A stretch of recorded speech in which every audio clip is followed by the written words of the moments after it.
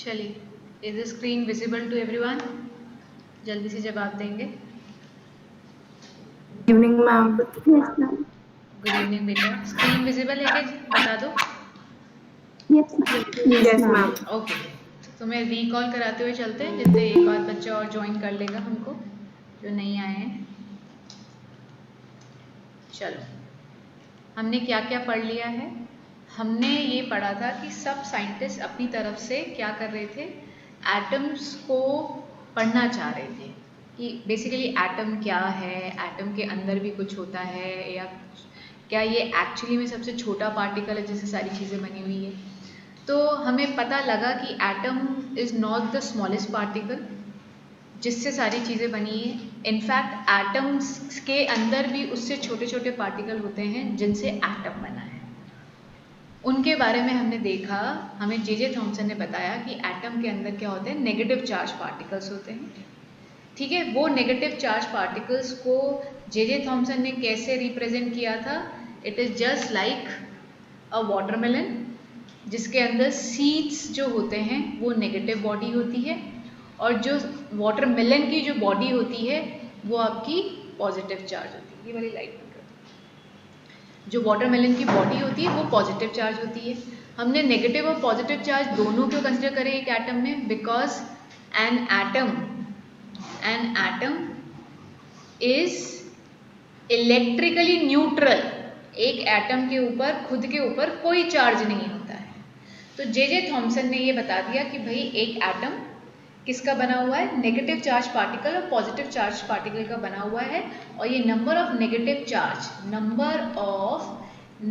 Charge is equal to number of positive charge, then only your atom can has zero charge. ठीक है, क्या ये बात समझ में आती है सबको? चलिए आगे बढ़ते हैं। नंबर ऑफ पॉजिटिव चार्ज, फिर कोई आया क्या? टाइम पे ज्वाइन नहीं करते हैं बच्चे, 3 मिनट लेट है। Okay, number of positive charge. चलिए आगे बढ़ते हैं। फिर आए रदरफोर्ड ने अपना एक्सपेरिमेंट किया। He was a great scientist तो सारे ग्रेट होते हैं अपने समय के, बट उनकी जो उन्होंने जो थ्योरी दी वो काफ़ी हद तक उन्होंने काफ़ी डिसेंट एक्सप्लेनेशन हमको दे दिया था। वो एक्सप्लेनेशन क्या था वो याद रखना बहुत ज़रूरी है। क्या उन्होंने बताया कि एक एटम में जो सेंट्रल लोकेटेड बॉडी होती है उसको हम बोलते हैं न्यूक्लियस। और न्यूक्लियस वो जगह होती है जहाँ पे सारा पॉजिटिव चार्ज एक्यूमुलेटेड होता है। और न्यूक्लियस के चारों तरफ एक सर्किल होता है, एक स्फेयर होता है जिसके अंदर इलेक्ट्रॉन कंटिन्यूसली रिवॉल्व करते रहते हैं। ठीक है, this is how an atom is made up of. और उन्होंने क्या बताया, एक एटम के अंदर मैक्सिमम स्पेस क्या होती है, एम्प्टी होती है, वेकेंट स्पेस होती है, खाली होती है। इसलिए जब हमने हीलियम आयंस को लिया था तो हीलियम आयन सीधे चले गए थे, किसी से भी टकराए नहीं थे। हीलियम आयन का मतलब क्या है, हीलियम खुद उसके ऊपर खुद पे क्या चार्ज होता है, पॉजिटिव चार्ज होता है। उसके खुद के ऊपर क्या होता है, पॉजिटिव चार्ज होता है। और न्यूक्लियस खुद भी क्या है, पॉजिटिव चार्ज बॉडी, क्योंकि उसके ऊपर सारा पॉजिटिव चार्ज है। तो पॉजिटिव जब पास से निकला तो उस पर रिपल्सिव फोर्स लगने के कारण वो बेंड हो रहा था। याद आ रही है सारी स्टोरी? ये सब तुम रिवाइज कर सकते हो, मैंने फिर भी रिवाइज करा दिया। अब बात ये हुई कि रदरफोर्ड की थ्योरी पे भी लोगों ने क्वेश्चन किया। He was not able to explain the stability of an atom, कि एक एटम स्टेबल कैसे होता है। लोगों ने क्या बोला, लोगों ने बोला कि आप बोल रहे हो कि ये जो इलेक्ट्रॉन्स हैं ये कंटिन्यूसली रिवॉल्व कर रहे हैं। अगर कोई भी चीज़ कंटिन्यूसली घूमे जा रही है तो वो क्या कर रही है, उसको घूमने के लिए it required some energy. And if it requires some energy, so every time it is losing some energy, and due to the loss of energy, finally it will fall into the nucleus. Electron घूमता गया, energy spend करता गया, it will follow a spiral path. Electron कैसा path follow करेगा, एक spiral path follow करेगा, क्योंकि उसकी एनर्जी कम होती जा रही है। फाइनली वो न्यूक्लियस के अंदर गिर जाएगा and your atom will be destroyed. आपका एटम खत्म हो जाएगा। तो लोगों ने कहा कि भाई तो कैसे आपका एटम स्टेबल है, इलेक्ट्रॉन और एटम तो गिर गए एक अंदर, खत्म स्टेबिलिटी। तो Rutherford was not able to explain. उसके बाद और एक नामी साइंटिस्ट आए जिन्होंने अपना एक्सपेरिमेंट किया एंड उन्होंने काफ़ी हद तक एटम्स के बारे में, उनके किस तरीके से इलेक्ट्रॉन और प्रोटॉन अरेंज होते हैं, पॉजिटिव चार्ज और नेगेटिव चार्ज, बहुत अच्छे तरीके से एक्सप्लेन किया था, जिसको हम बोलते हैं Bohr's model. Bohr's model, Bohr's model क्या है, आराम से, बहुत आराम से देखेंगे। उन्होंने कहा कि ये जो न्यूक्लियस होता है, न्यूक्लियस के चारों तरफ कॉन्सेंट्रिक सर्कल्स होते हैं। न्यूक्लियस के चारों तरफ कॉन्सेंट्रिक सर्कल्स होते हैं, जिनको उन्होंने नाम दिया एनर्जी शेल या ऑर्बिट, इनको एनर्जी ऑर्बिट भी बोलते हैं। ठीक है, उन्होंने कहा न्यूक्लियस के चारों तरफ there are shells, there are orbit with fixed energy, with fixed energy. इस ऑर्बिट में जो भी रहेगा उसके पास एक फिक्स्ड एनर्जी होगी। इन ऑर्बिट की एनर्जी की बात करें, E1 E2, बहुत आराम से समझना, 2-3 बार बोलूँगी मैं, ऐसे बहुत सारे ऑर्बिट होते हैं, हम अभी 4 ऑर्बिट की बात कर रहे हैं। ये E1 E2 E3 E4 क्या बता रहा है? एनर्जी, एनर्जी का साइन है। एनर्जी की बात करें तो एनर्जी सबसे ज़्यादा होती है E4 की, फिर E3 की, फिर E2 की, फिर E1 की, ठीक है, फिर E3 की। इन ऑर्बिट्स में क्या होते हैं, इलेक्ट्रॉन रिवॉल्व करते हैं। इलेक्ट्रॉन्स कहाँ रिवॉल्व कर रहे हैं? Electrons are revolving in a fixed orbit. Electrons fixed orbit में रिवॉल्व करते हैं, पहला पॉइंट उन्होंने बताया। दूसरी चीज इन्होंने क्या बताई? दूसरी चीज इन्होंने कहा when electron is revolving in an orbit, एक ऑर्बिट में जब इलेक्ट्रॉन रिवॉल्व कर रहे हैं, it does not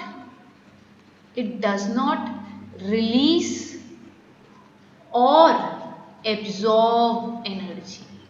मतलब रदरफोर्ड की जो ड्रॉबैक थी वो यहाँ पे सॉल्व हो गई। रदरफोर्ड को लोगों ने कहा कि जब इलेक्ट्रॉन रिवॉल्व करता है वो तो कंटिन्यूसली एनर्जी लूज करेगा, तो वो गिर जाएगा। बट बोर्ड ने एक बहुत इंपॉर्टेंट कॉन्सेप्ट दिया। उन्होंने कहा कि जब इलेक्ट्रॉन रिवॉल्व कर रहा है ना अपने ऑर्बिट में जब वो रिवॉल्व करता है, तो ना तो वो एनर्जी रिलीज करता है और ना ही वो एनर्जी को एब्जॉर्ब करता है। वो एक फिक्स्ड एनर्जी से कंटिन्यूसली अपने ही ऑर्बिट में रिवॉल्व करता रहता है। क्या ये बात समझ में आ रही है? सबसे पहले फिर से ऊपर चलते हैं, बार बार देखेंगे हम। बोर्ड ने हाँ जी संचित, एक बार वो साइंटिस्ट का नाम वापस बता दो। Bohr model, bore, thank you, है ना, बोर मॉडल पढ़ रहे हैं। पूरा नाम है नील बोर। अगर आपको पूरा नाम जानना है तो Niels Bohr was the name of the scientist, और उनका मॉडल पढ़ रहे हैं जिसको हम बोर मॉडल बोलते हैं। फिर से देखना, फिर से समझेंगे पूरी बात मैं आपकी स्क्रीन पे लिखी हुई है, उसी बात को मैं फिर से बता रही हूँ। रदरफोर्ड का क्या ड्रॉबैक था? रदरफोर्ड ने बोला कि भैया इलेक्ट्रॉन जब रिवॉल्व करते हैं तो वो न्यूक्लियस के अंदर गिर जाएंगे, क्योंकि वो कंटिन्यूसली एनर्जी लूज कर रहे हैं। सबसे पहले तो उन्होंने ये प्रॉब्लम सॉल्व करी। उन्होंने कहा न्यूक्लियस के चारों तरफ शेल्स होते हैं। पहला शेल, जिसको हम शेल्स को नाम देते हैं के, अंदर वाले शेल से नाम स्टार्ट करते हैं के, एल, एम, एन। इनको हम एनर्जी शेल्स भी बोलते हैं, एनर्जी ऑर्बिट्स भी बोलते हैं, ठीक है। और हर एक ऑर्बिट की फिक्स्ड एनर्जी होती है, but different in different orbit, ठीक है, but different in different orbit. ये तो सिर्फ डिफरेंट इन डिफरेंट ऑर्बिट, इसको तुम बुक में इस डिफरेंट का वर्ड पाओगे डिस्क्रीट। डिस्क्रीट का डिक्शनरी मीनिंग होता है डिफरेंट। अलग अलग ऑर्बिट में इलेक्ट्रॉन्स रिवॉल्व करते हैं। हर एक ऑर्बिट में जो इलेक्ट्रॉन प्रेजेंट है, हर एक ऑर्बिट की अलग एनर्जी होती है। उस एनर्जी से जब इलेक्ट्रॉन अपने ही ऑर्बिट में घूमता है, let's say it is revolving in k electron, तो वो घूमते वक्त ना तो एनर्जी देता है और ना ही एनर्जी लेता है। So it will keep on revolving in its orbit. वो अपने ही ऑर्बिट में कंटिन्यूसली घूमता रहेगा, और जब वो घूमता है तो घूमते वक्त ना कभी वो दूसरे ऑर्बिट में पाया जाएगा।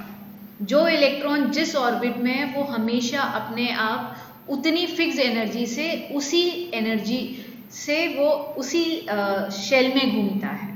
मैंने आखिरी सेंटेंस क्या बोला, मैं फिर से बताती हूँ। जब इलेक्ट्रॉन, लेट्स से ये एक इलेक्ट्रॉन है जो कि k में घूम रहा है, अब ये हमेशा जिंदगी भर k में ही घूमेगा विद द फिक्स्ड एनर्जी जो कि k के इलेक्ट्रॉन्स के पास होती है। अगर आप बाहर से एनर्जी देते हो, अगर आप बाहर से एनर्जी आप देते हो, तो ये इलेक्ट्रॉन एक्साइटेड होता है। एक्साइट होके वो बाहर वाले ऑर्बिट में जंप करता है। If you are not giving it energy, तो उसके पास जितनी एनर्जी है वो जिंदगी भर उसी एनर्जी से रहता है। मतलब इलेक्ट्रॉन तरक्की में बिलीव नहीं करता, ठीक है। वो जितना उसके पास जो चीज है, ही इज कंप्लीटली सैटिस्फाइड, ठीक है। अब आप उसके घर गए, आपने उसको बोला कि भैया ये ₹1,00,000 ले लो। ₹1,00,000 is 1,00,000 joules energy. It become excited. कौन? इलेक्ट्रॉन एक्साइटेड हो गया कि भैया ₹1,00,000 मुझे कमाने नहीं पड़े, मुझे कोई बाहर से आके एनर्जी दे रहा है। तो वो एक्साइटेड हुआ, तो उसने इंडिया को छोड़ा, तो वो अमेरिका, अफ्रीका, जो भी तुम्हें कंट्री पसंद हो उसमें घूमने चला गया बाहर। इंडिया अंदर वाला केस है। इसी तरीके से E2 के अंदर जो इलेक्ट्रॉन है उसके पास एक एनर्जी है, वो अपनी फिक्स एनर्जी से घूमता रहता है। तुम उसके पास भी गए, वो फिर से उसको एनर्जी बोली कि ले तू भी ₹1,00,000 रख ले, तो वो भी एक्साइटेड हो गया। अब एक्साइटेड हो गया, एनर्जी मिल गई, तो ऑब्वियसली आप टिकोगे नहीं। Since you have got money तो you want to spend it.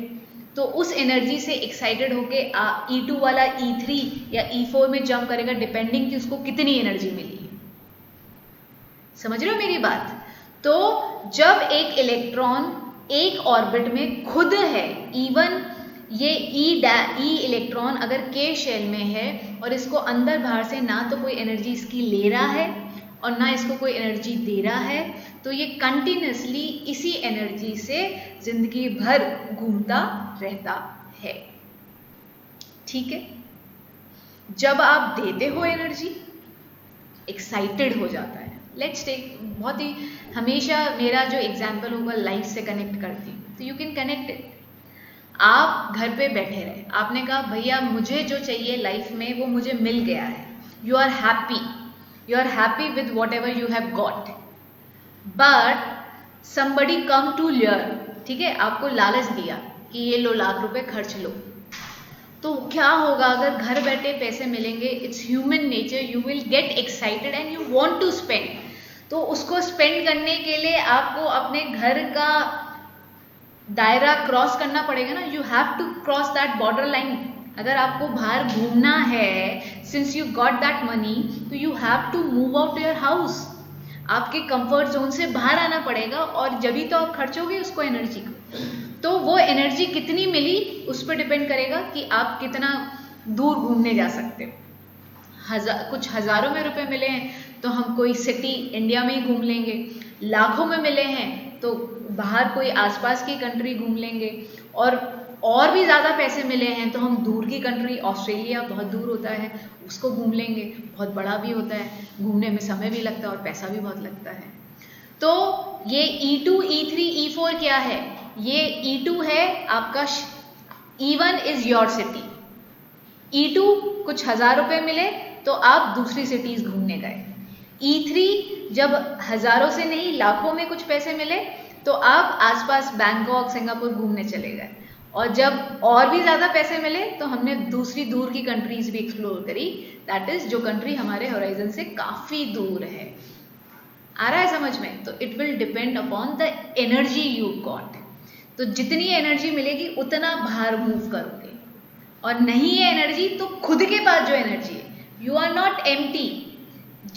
जो इलेक्ट्रॉन जिस शेल में होता है उसके पास एनर्जी होती है, और वो इस एनर्जी से कंटिन्यूसली घूमता रहता है।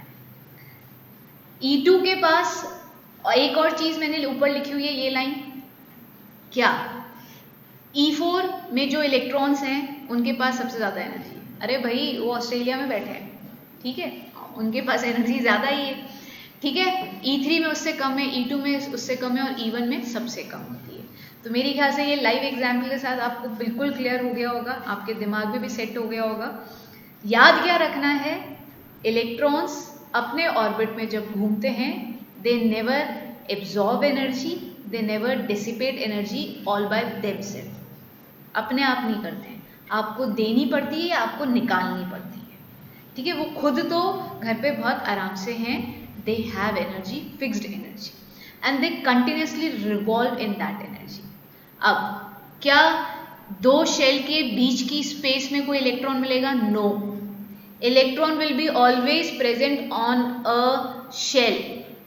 किसी भी शेल पे मिलेगा इलेक्ट्रॉन, बट दो शेल की बीच की स्पेस में इलेक्ट्रॉन नहीं मिलता है। इलेक्ट्रॉन हमेशा अपने एक फिक्स शेल में, फिक्स ऑर्बिट में रिवॉल्व करता है।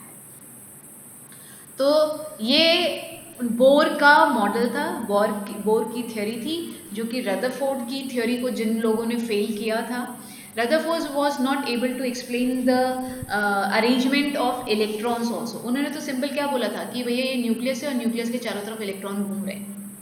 बट नील बोर ने हमको बताया कि इलेक्ट्रॉन घूमते तो हैं, बट सारे इलेक्ट्रॉन एक ही में नहीं होते, अलग अलग लेवल्स, अलग अलग शेल्स में प्रेजेंट होते हैं। इनको energy shells, in fact energy levels भी कहते हैं, बहुत सारे नाम हैं, ठीक है। तो कंफ्यूज मत होना, you will find energy levels, you will find shell, you will find them orbit.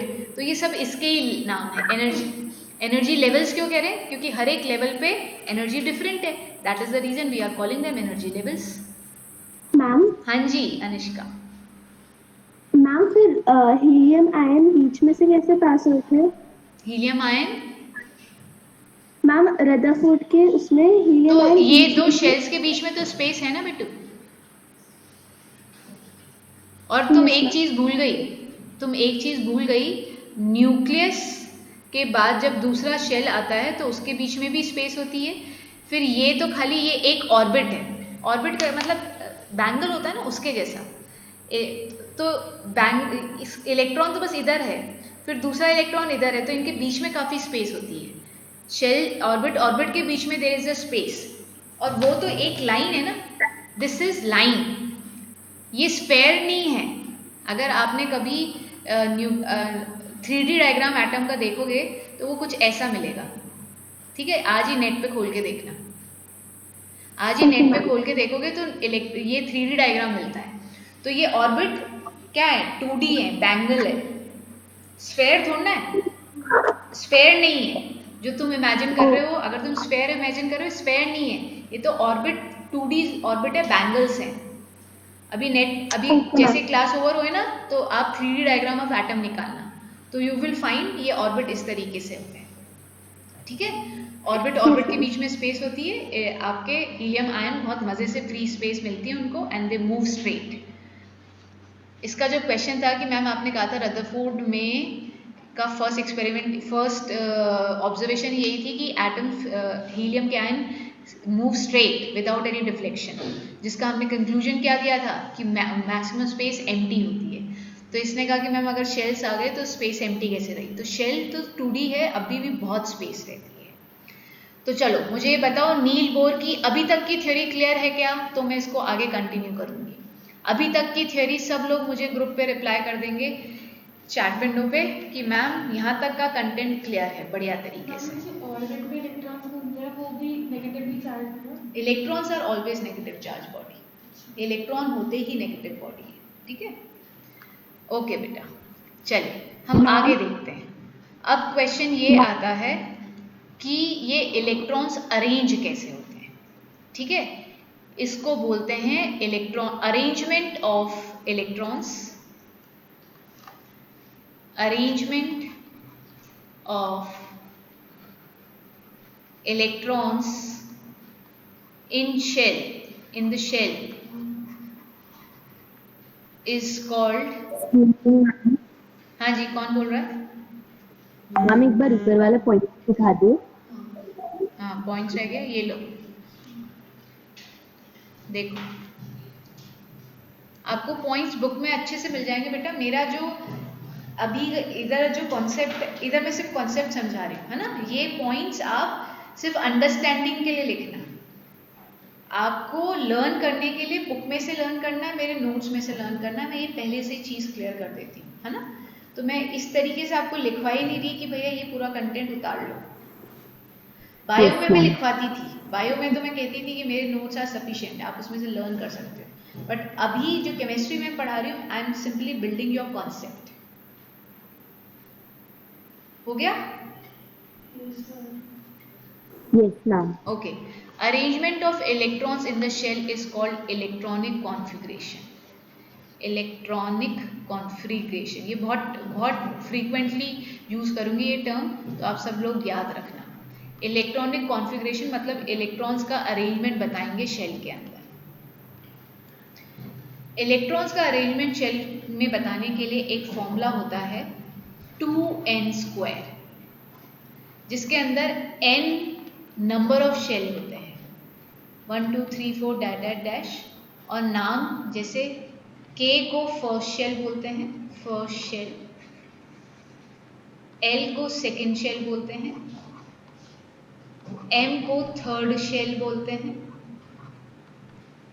और N को फोर्थ शेल। बस हमें यहाँ तक ही देखेंगे, आगे भी होते हैं बट हमको नहीं देखना है। फोर्थ शेल बोलते हैं। ये 1 2 3 4 ये किसके नाम है? KLMN शेल के नाम है, ठीक है। N, K के अंदर N की वैल्यू कितनी है? K फर्स्ट शेल है, तो number of electrons is equals to 2 into 1 का स्क्वायर। ये चीज़ आप ध्यान से समझ लो फिर लिख लेना। तो maximum number of electrons K can hold, K के अंदर मैक्सिमम कितने इलेक्ट्रॉन्स ही आ सकते हैं? 2 ही आ सकते हैं। ये पहला, पहले समझ लो फिर लिखना। सेकेंड, L का नाम क्या है? 2 number, maximum number of electron it can hold, maximum number of electrons it can hold is 2 into 2 का square, that is 2 into 4, that is 8 electron maximum ये hold कर सकता है, ठीक है। चलो आगे देखते हैं।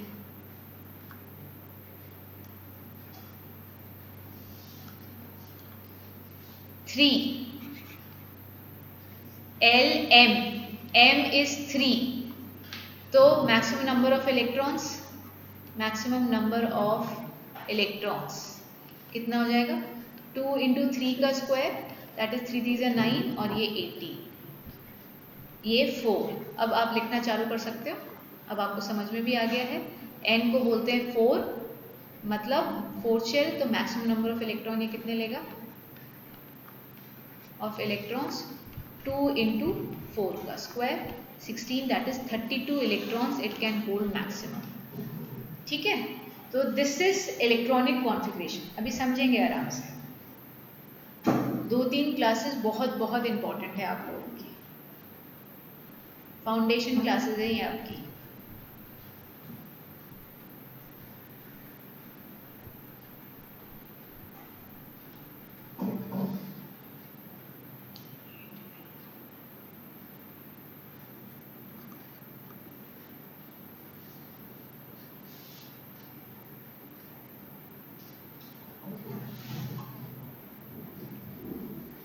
अभी इसको आराम से समझेंगे, लिख लो।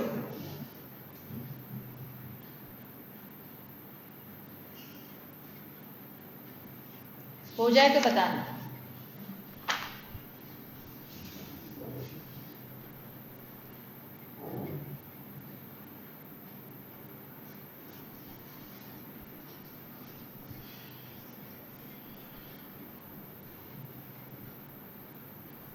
डन?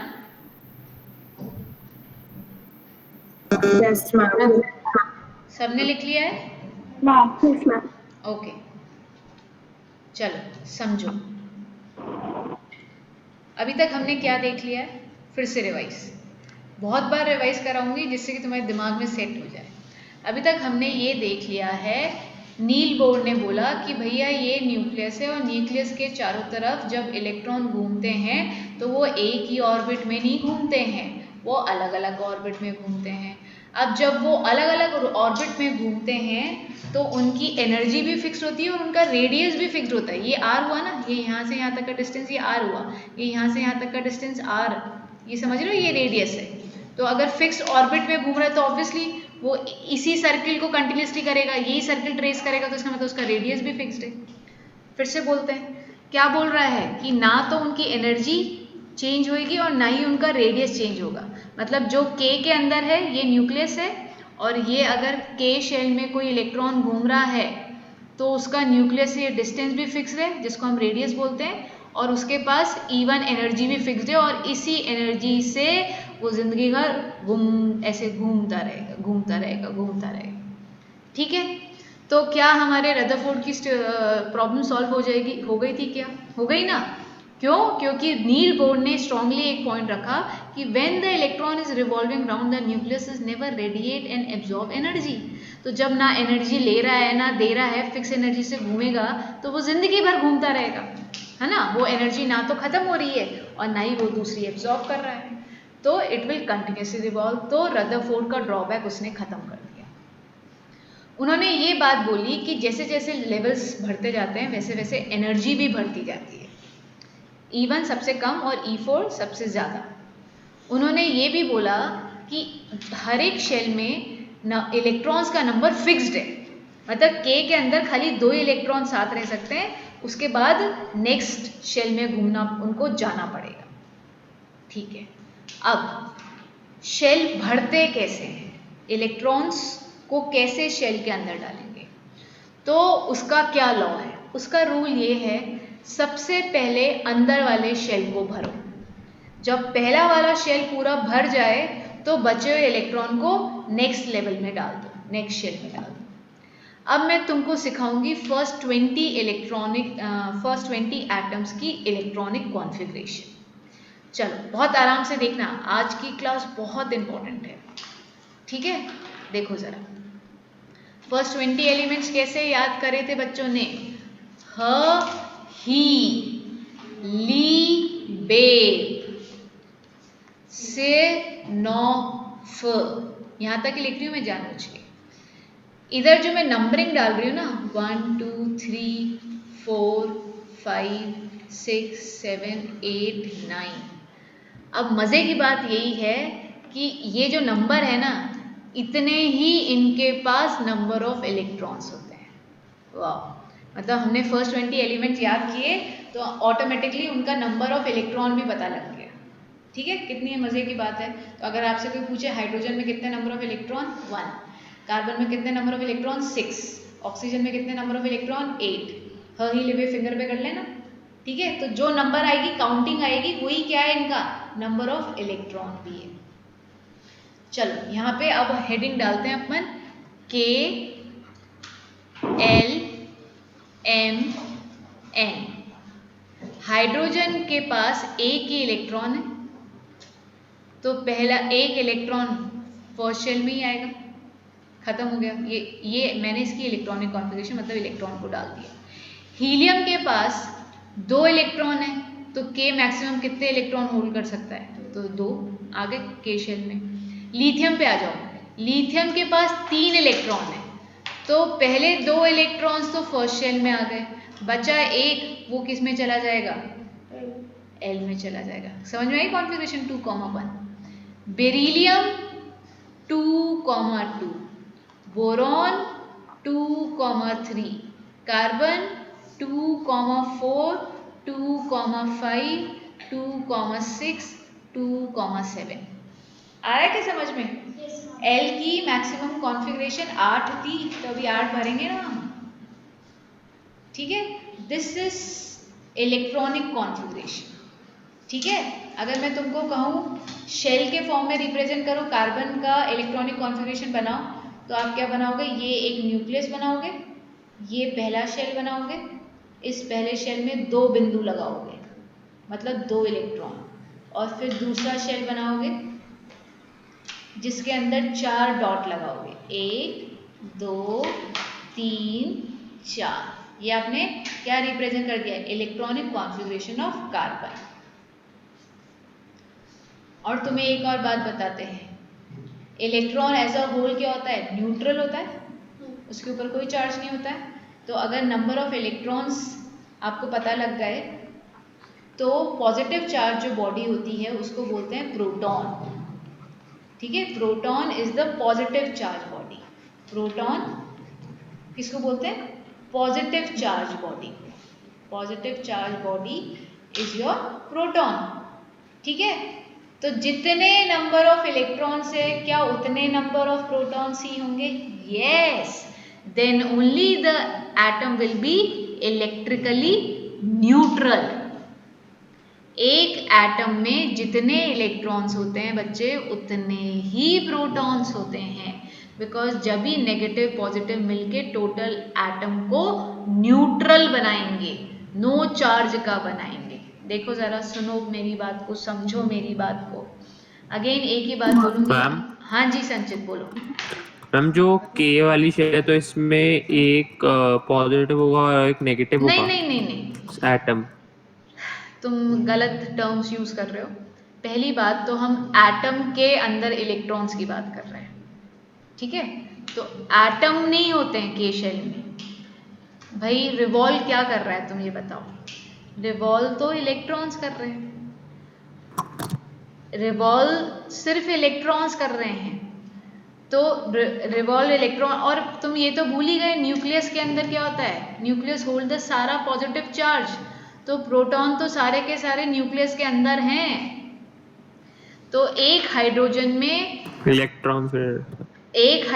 में अगर एक इलेक्ट्रॉन है तो देखो मैं हाइड्रोजन की कॉन्फ़िगरेशन बना के दिखाती हूँ तुमको। आई थिंक ये तो सबने बना ही लिया होगा।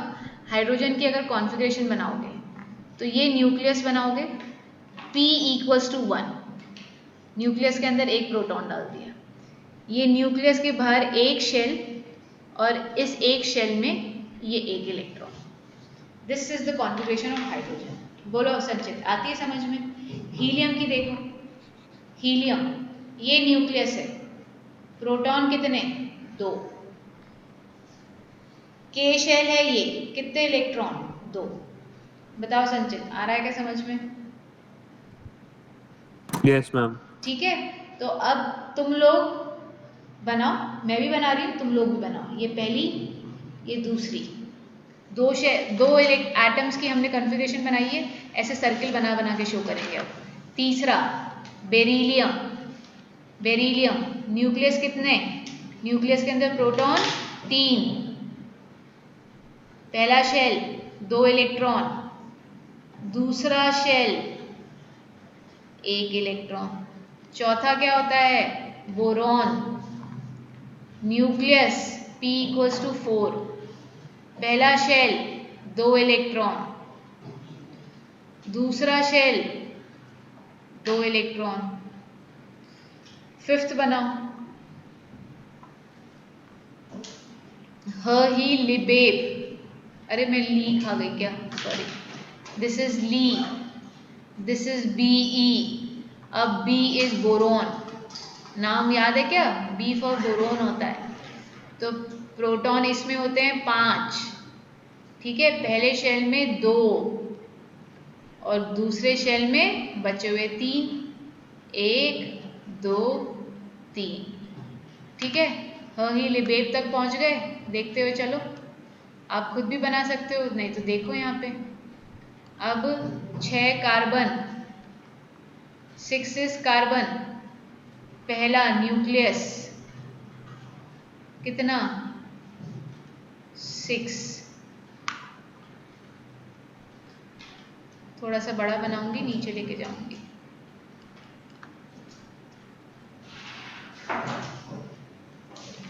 कार्बन 6 नंबर होता है, प्रोटॉन 6, पहला शेल 1 2, दूसरा शेल 1 2 3 4, कॉन्फ़िगरेशन कैसे लिखोगे 2,4। 6 तक की मैंने कर दी, 7, 8, 7, 8, 9 तुम खुद करो, हो जाए तो बताना, फिर मैं चेक करवाऊंगी। ठीक है, मेरे साथ चेक करना फिर।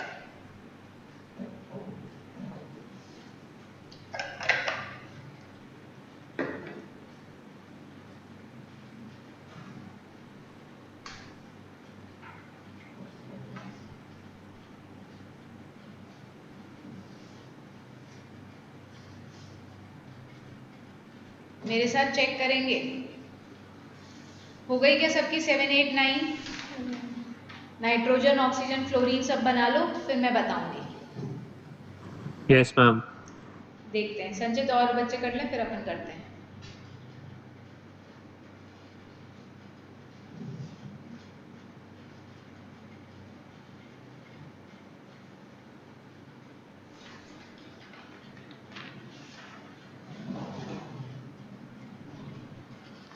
हाँ जी, सब लोगों ने किया क्या? चैट विंडो पे रिप्लाई करो कि सबका बन गया है क्या, फिर मैं शो करूंगी। Everyone reply on chat window, फटाफट। सब लोगों ने ट्राई कर लिया है क्या? ये लैम्प बंद कर दो, लैम्प की लाइट लैम्प बंद कर दो। हाँ जी, मुझे चैट विंडो पे कोई ये भी रिप्लाई नहीं कर रहा है कि हमारा बन गया है क्या। सिर्फ 2 बच्चों ने किया है अभी मुझे, 3।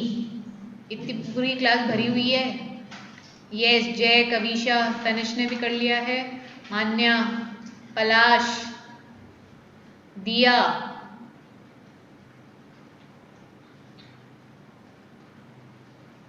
हाँ जी, आदित्य। आदित्य ना माइक काम कर रहा है और ना ही कुछ।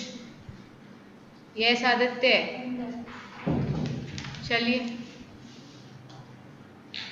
चलिए देखते हैं, जिन लोगों ने अपने आप कर लिया है वो मेरे साथ चेक करेंगे। देखो जरा, 7th हमने क्या लिया?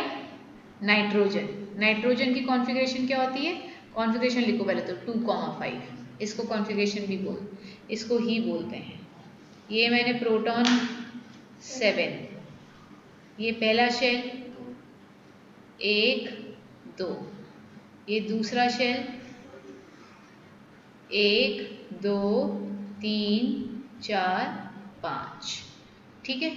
8 ऑक्सीजन 2,6, प्रोटॉन 8, पहला शेल 1, 2, दूसरा शेल 1, 2, 3, 4, 5, 6, फाइनली हमारा फ्लोरीन F। फ्लोरीन 2,7, प्रोटॉन कितना है? 9, ये 1, ये दूसरा शेल 1, 2, 3, 4, 5, 6 और ये 7, ठीक है। आगे समझ में? बढ़े आगे, चलो अब हम बचे हुए की कॉन्फ़िगरेशन देखते हैं। ह ही लिबेव सिनॉफ हो गया था हमारा, फ सिनॉफ, नीना, याद करो, याद नहीं है तो नीना, mg, ऑल, सिप, एस, क्लार्क, 17 आएगा यहाँ पे क्लार्क का,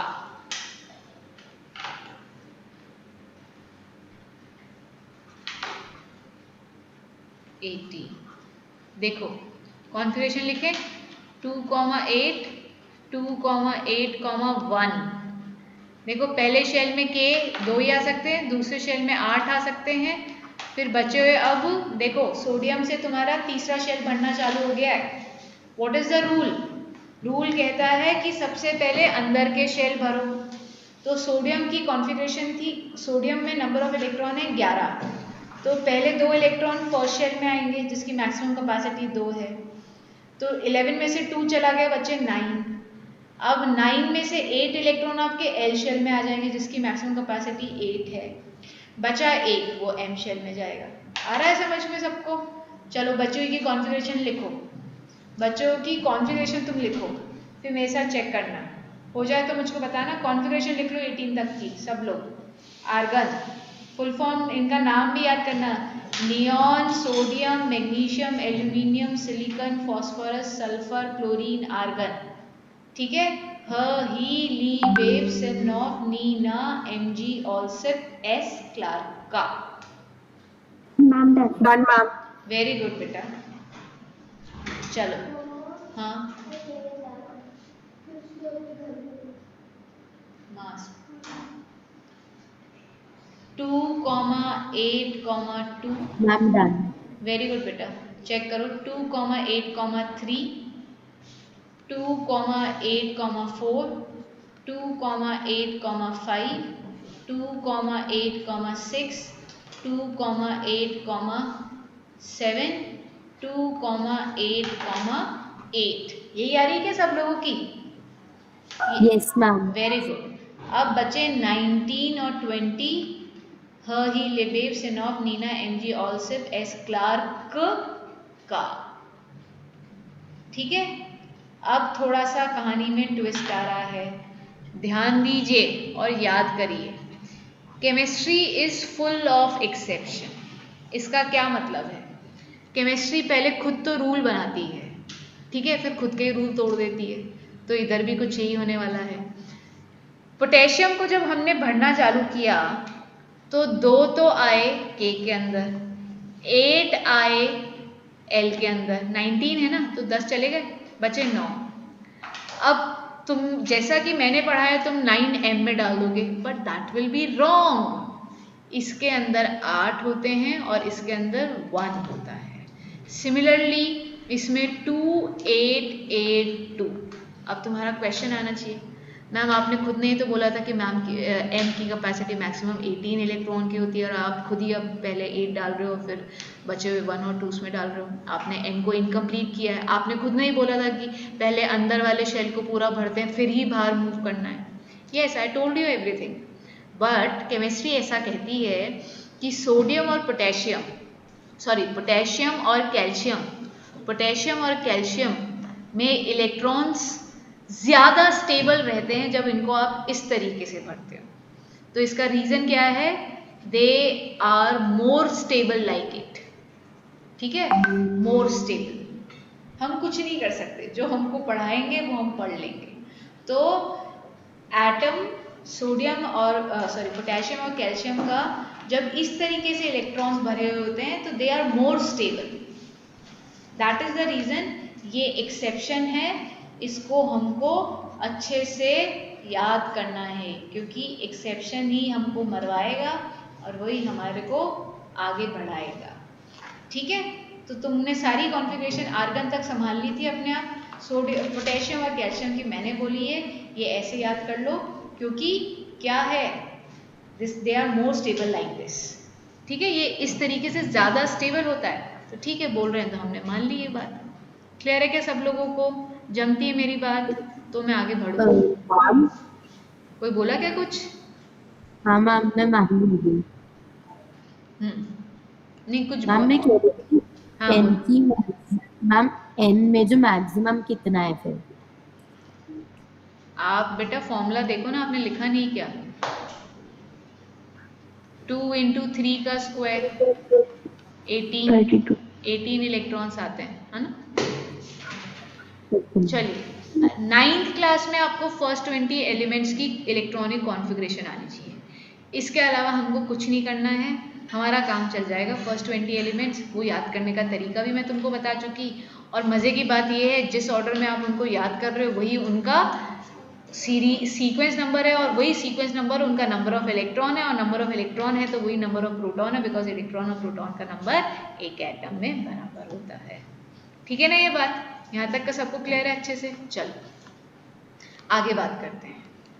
अब ये सब याद रखना, ये भूलना नहीं है। This is ABCD of chemistry. ठीक है, ये ABCD है। चलिए रूल पढ़ रहे हैं। ड्यूप्लेट रूल, ड्यूप्लेट रूल और ऑक्टेट रूल, ठीक है। हीलियम, नियॉन, आर्गन की ही बात कर रही हूँ बस।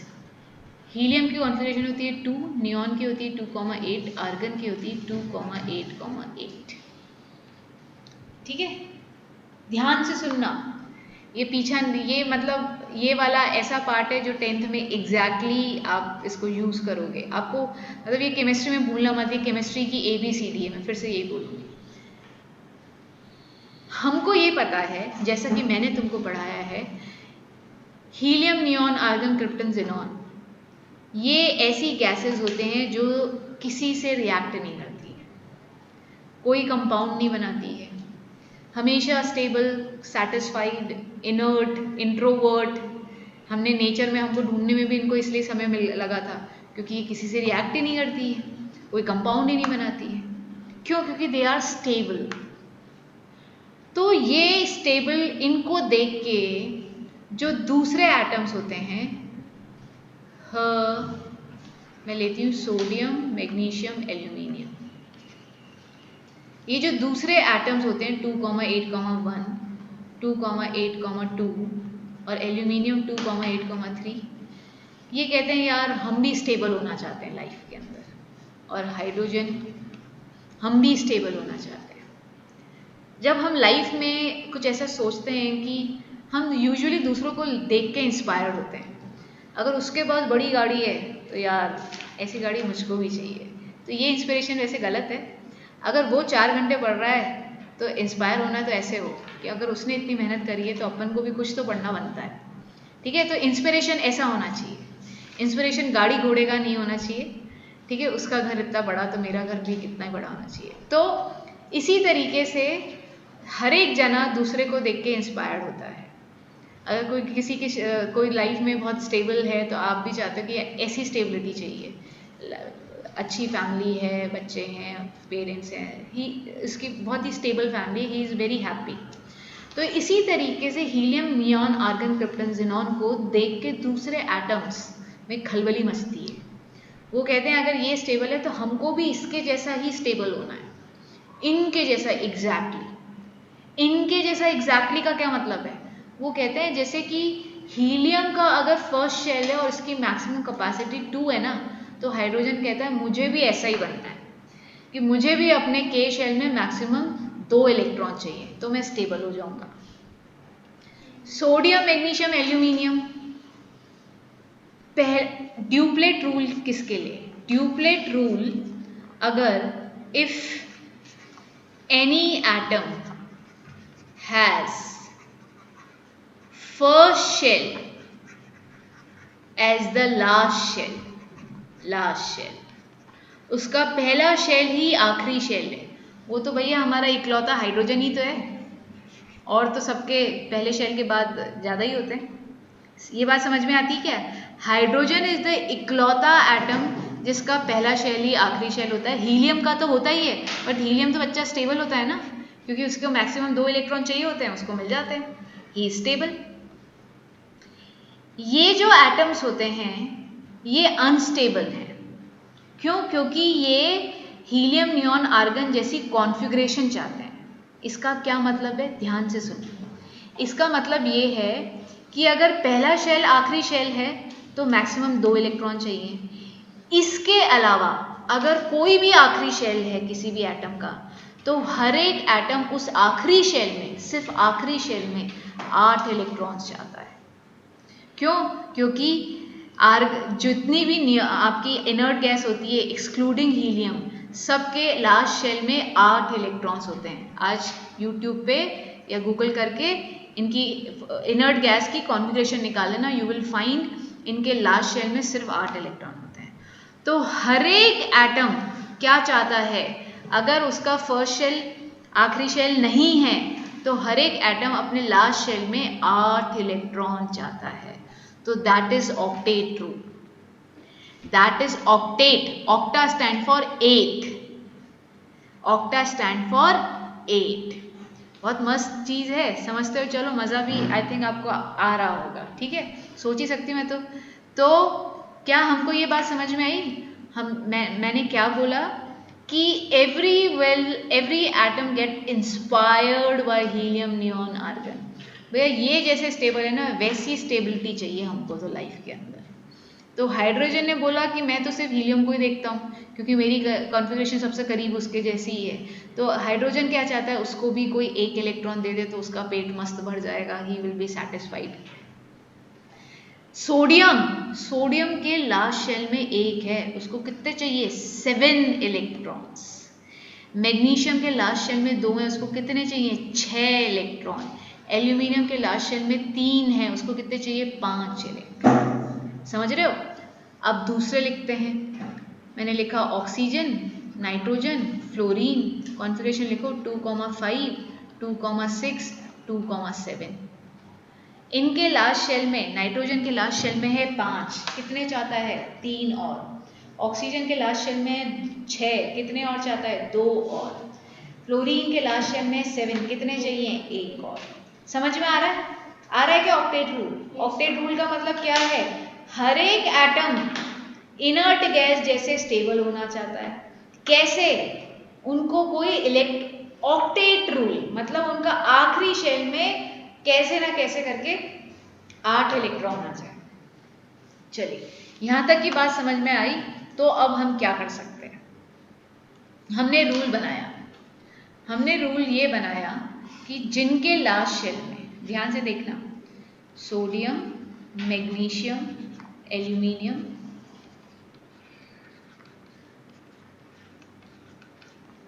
जिनके लास्ट शेल में 1, 2 या 3 इलेक्ट्रॉन्स होते हैं, और 2 तरह के होते हैं।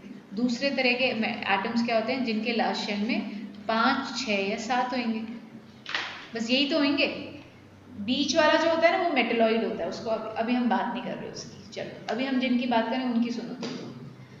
जिनके लास्ट शेल में 1, 2 या 3 होते हैं, हमेशा हमने क्या बोला कि नंबर एक एटम के ऊपर, आराम से समझना, एक एटम के ऊपर number of electron number of proton के बराबर होते हैं। तो आप देख सकते हो इस सोडियम में इलेक्ट्रॉन का नंबर है 11, जिसको आपने फैला के लिखा हुआ है, दैट इज 2,8,1। और प्रोटॉन का नंबर भी क्या है? 11 ही है, जब भी तो ये एज अ होल न्यूट्रल होगा। अगर आप इसको किसी ना किसी तरीके से 7 इलेक्ट्रॉन लाके दे दो तो भैया इलेक्ट्रॉन का नंबर कितना हो जाएगा? 18। और प्रोटॉन का नंबर भी कितना हुआ? 11 अभी भी। तो जो न्यूक्लियस था, न्यूक्लियस के जब चारों तरफ ऐसा इलेक्ट्रॉन, इतने सारे जब इलेक्ट्रॉन, पहले तो क्या कर रहा था? प्रोटॉन और इलेक्ट्रॉन का नंबर बराबर था तो वो स्टेबल था। अब जब आप 7 इलेक्ट्रॉन कहीं ना कहीं से इसको ला के दे देते हो तो न्यूक्लियस हाईली अनस्टेबल हो जाता है। वो इतना नेगेटिव चार्ज को झेल नहीं पाता है, वो संभाल नहीं पाता है। तो इसका मतलब ये 7 इलेक्ट्रॉन देना, या मैग्नीशियम को 6 इलेक्ट्रॉन देना, या एल्यूमिनियम को 5 इलेक्ट्रॉन देना, it is not a wise decision कि भैया इतना सारा negative charge, 7 electron, 6 electron, 5 electron. तो ये क्या करते हैं? ये atoms they are more than happy to leave their last shell electron. ये अपना इलेक्ट्रॉन लूज करने में ज्यादा हैप्पी होते हैं, ठीक है? तो जब ये लूज करते हैं, ध्यान से देखो, जब ये लूज करते हैं, सोडियम की कॉन्फ़िगरेशन है 2,8,1। बार बार एक ही चीज लिख रही हूँ बट चाहिए हमको। और प्रोटॉन है 11। अब इसने एक इलेक्ट्रॉन लूज कर दिया तो इलेक्ट्रॉन कितने रह गए? 2,8 कॉन्फ़िगरेशन हो जाएगी, 10 इलेक्ट्रॉन रह गए। और प्रोटॉन अभी भी कितने हैं? 11 ही है। तो क्या बताओ कौन सा चार्ज ज्यादा हो गया है? Electron represent negative charge, proton represent positive charge. तो ये सोडियम पे एक पॉजिटिव चार्ज आ गया है। एक क्यों? क्योंकि एक ही पॉजिटिव चार्ज बढ़ा है। तो अब ये क्या बन गया है? This is called sodium ion. अब ये जो सोडियम से जो सोडियम आयन बना है ना, वो है स्टेबल। क्यों? क्योंकि उसके लास्ट शेल में देखो इसकी कॉन्फ़िगरेशन हो गई है 2,8। अरे किसकी जैसी है? अरे बिल्कुल नियॉन की जैसी है। देखो जरा, नियॉन की 2,8 थी। किससे इंस्पायर्ड हुए थे? इनर्ट गैस से ही तो हुए थे। तो इनर्ट गैस जैसी कॉन्फ़िगरेशन मिल गई, मिली या नहीं मिली? फिर से बोलूँगी, आज की क्लास बहुत Yes, बहुत ma'am. बहुत इम्पोर्टेंट है। तो हमने देखा सोडियम मेटल जो कि हाईली रिएक्टिव मेटल होता है। अगर आपने सुना हो, सोडियम और पोटेशियम को अगर तुम्हारे हाथ में रखोगे ना तो आग लग जाएगी। दे आर एक्सप्लोसिव, इसलिए उनको केरोसिन ऑयल में रखते हैं। They are the highly reactive metal. Nature में आते ही किसी के साथ भी रिएक्ट कर लेते हैं। क्यों? क्योंकि वो क्या चाहते हैं, जल्दी से कोई हमारा आखिरी इलेक्ट्रॉन ले ले। अरे ये एक इलेक्ट्रॉन किसी को देना पड़ेगा ना, और जो ले लेगा उसके साथ ये बॉन्डिंग कर लेंगे, उसके साथ दोस्ती कर लेंगे। मैं तेरे को एक इलेक्ट्रॉन दे रहा हूँ, सोडियम बोलेगा, जो दूसरा वाला होगा वो कहेगा ठीक है मैं तेरे से ले लेता हूँ, तो दोनों में क्या हो गई, बॉन्डिंग हो जाती है। NaCl हम पढ़ेंगे। चलो आगे नहीं जाते, हम वापस से पीछे आते हैं। मैम हाँ जी संचित। मैम एक क्वेश्चन था कि मतलब जो लास्ट शेल होता है उसमें 80 होते हैं इलेक्ट्रॉन्स। हो गया क्वेश्चन खत्म? एक बार फिर से हाँ बोलो। मैम, जो लास्ट शेल होता है उसमें मैक्सिमम नंबर 8 इलेक्ट्रॉन होते हैं। पूछ रहे हो बता रहे हो, मेरे को समझ में नहीं आ रहा। पूछ रहा हूँ। देखो, एक बात सुनना, मैं फिर से बोलती हूँ, ये अगर लिखना है तो लिखो जल्दी से। मुझे ये स्क्रीन को प्लेन करना है, जल्दी से करो। ये स्क्रीन मुझे ब्लैंक चाहिए, तो अगर कोई लिख रहा है तो लिख लो, है ना? फिर मैं संचित के क्वेश्चन का आंसर करती हूँ, मुझे बताना भाई हो जाए तो। अगर हो जाए तो बताना।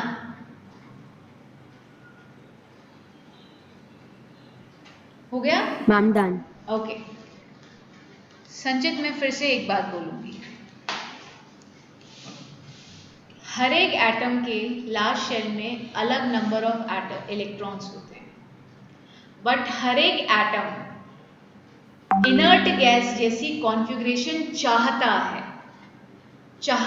मैम जिसमें, मैं यही पूछ रहा हूँ कि इनर्ट गैसेस के बारे में ही पूछ रहा हूँ, हाँ, इनर्ट गैस बाकी सबके में बारे में नहीं। हीलियम को हटा के, मैंने तुमको यही बोला था, मेरी क्लास ओवर होते ही तुम क्या करना है, सिंपल डालना है electronic configuration of inert gas, तो तुम पाओगे कि सबके लास्ट शेल में एक्सक्लूडिंग हीलियम, सबके लास्ट शेल में 8 इलेक्ट्रॉन्स होते हैं। ठीक है? जैसे हीलियम, नियॉन, आर्गन, क्रिप्टॉन, तो इसका बढ़ता है 2,8, 18,8। तुम देखना खोल के, तुम्हें मिल जाएगा। तो जो मैं बोल रही हूँ, बट एंड में तुमको क्या ध्यान देना है, बस इस पे, आखिर शेल में 8 इलेक्ट्रॉन होंगे। तो इसलिए हर एक एटम या तो ड्यूप्लेट रूल फॉलो करेगा, वो हर एक एटम में सिर्फ हाइड्रोजन ही होता है जो ड्यूप्लेट रूल फॉलो करता है, क्योंकि हाइड्रोजन के ही फर्स्ट शेल में एक इलेक्ट्रॉन होता है, और वही फर्स्ट शेल उसका आखिरी शेल भी होता है। तो उस पहले शेल की तो कैपेसिटी मैक्सिमम 2 इलेक्ट्रॉन की होल्ड करने की होती है। ड्यूप्लेट का मतलब होता है डबल, 2। ये ड्यूप्लेट वर्ड जो बना है वो 2 है। ठीक है? तो तुमने क्या जाना अभी तक मेरे साथ, जिनके लास्ट शेल में एक, 2, सिर्फ लास्ट शेल की बात कर रहे हैं हम बेटा, या 3 इलेक्ट्रॉन हैं, वो क्या करते हैं, इलेक्ट्रॉन लूज करते हैं। तो ये लूज करने के बाद क्या बन जाएगा, Na+ बना। क्यों? क्योंकि इलेक्ट्रॉन का नंबर रह जाएगा 10 और प्रोटॉन का नंबर हो जाएगा 11। ध्यान देना, इधर मैग्नीशियम क्या बनेगा, Mg2+। क्यों? क्योंकि इलेक्ट्रॉन का नंबर तो हो जाएगा 10 और प्रोटॉन हो जाएंगे 12, क्योंकि इसको आखिर के दोनों इलेक्ट्रॉन लूज करने पड़ेंगे।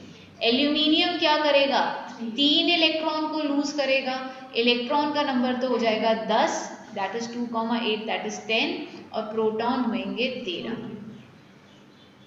क्या ये बात समझ में आ रही है?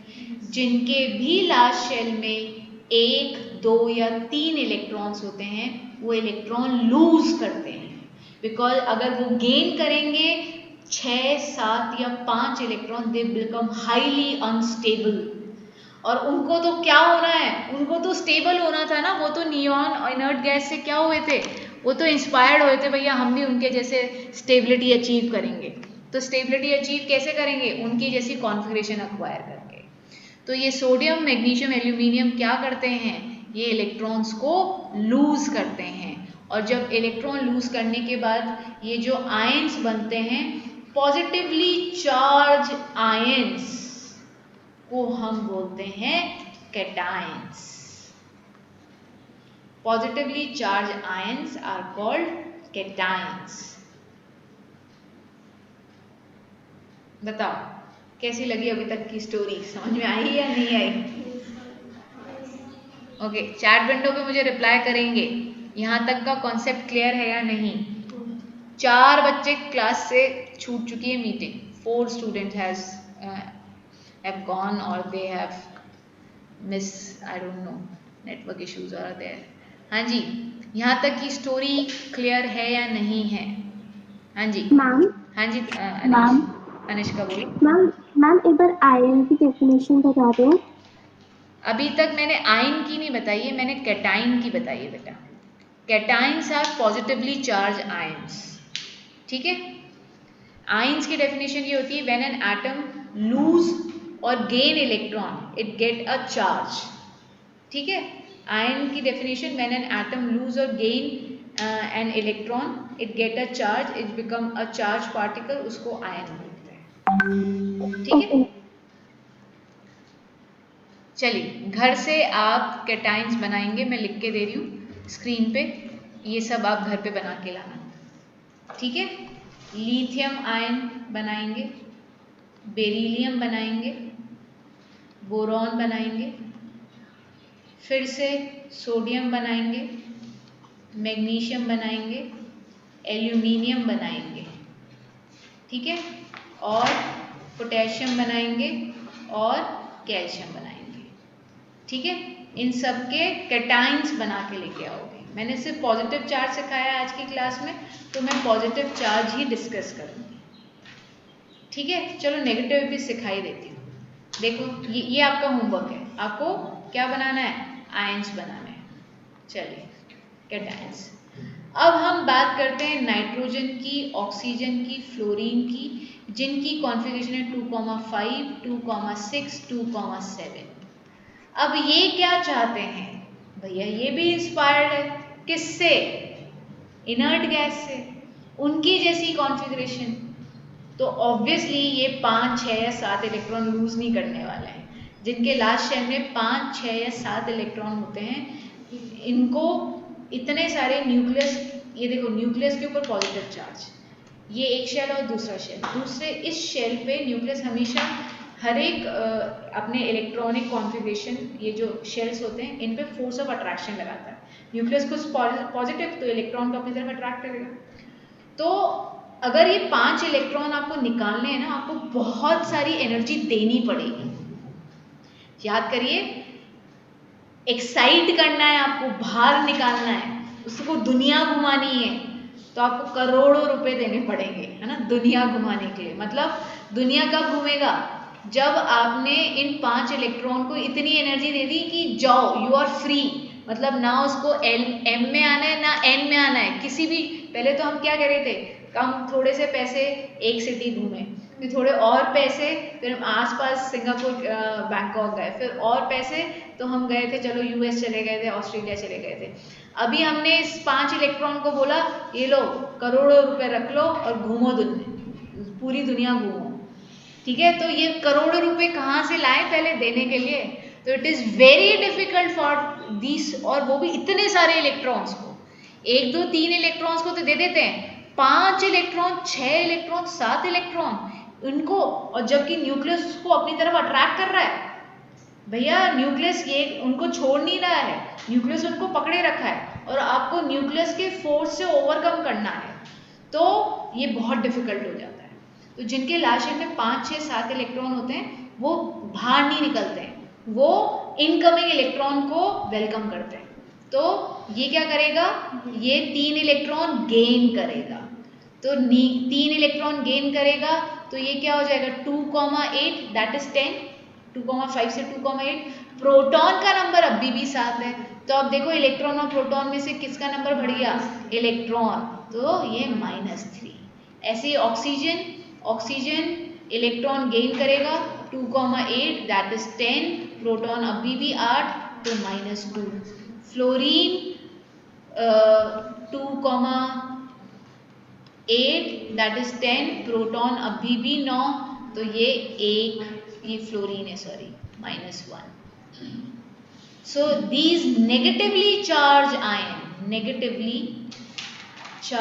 ion is called anions, ठीक है।